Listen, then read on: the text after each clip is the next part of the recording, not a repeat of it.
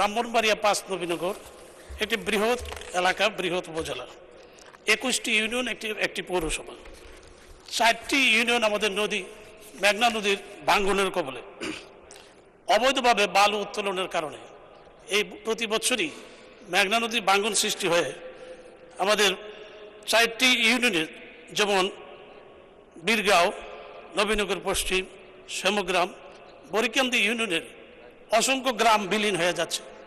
আমি মাননীয় মন্ত্রী বরাবরে আবেদন জানাতে চাই যে আমাদের নবীনগরের এই 4টি ইউনিয়নের মানুষের জন্যে তিনি এই অবৈধ বালু উত্তোলন বন্ধ করবেন কিনা এবং আমাদের একটি বেড়িবাঁধের ব্যবস্থা করে দিবেন, সেই আশাবাদ ব্যক্ত করে আমার বক্তব্য শেষ করছি।